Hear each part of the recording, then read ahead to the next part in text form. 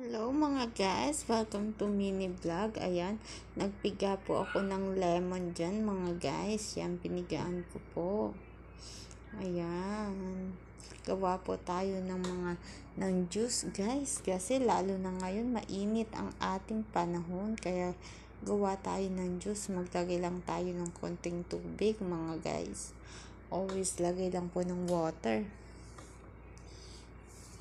And then, maglagay tayo ng konting honey. Ayan, medyo mahirap po kasi galing pa siya sa rep. Ayan, pero nakakuha naman ako ng honey dyan. And then, maghihiwa ulit ako dyan ng lemon para ilagay dyan sa baso. And then, halu-haluin natin siya.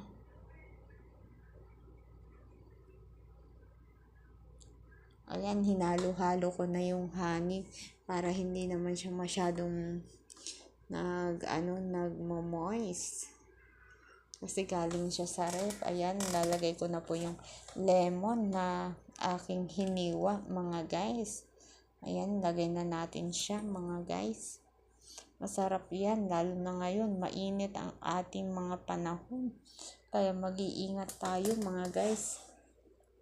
Ayan, halu-haluin natin lang siya guys. And then, lagyan natin siya ng yelo kasi masarap ng juice kapag mainit ang ating panahon. Yan, inom lang tayo ng malamig. At always water everyday mga guys. Ayan, di magkasya kaya tinantad ko siya muna ng maliit para magkasya po yung yelo sa aking baso. Ayan, tamang-tama po sa mainit na panahon yan. Lemon juice. Masarap po yan. Ang lemon juice, masarap po. Lalo na ngayon, itong panahon natin. Mainit na naman ang panahon. Sobrang init. Ayan, thank you sa panonood ng mga reels ko at long video. Maraming salamat po sa inyong pagsuporta guys. Yan, inom po tayo ng malamig na juice. Tamang-tama po sa panahon. Ayan, halu-haluin lang natin siya guys para maano yung honey.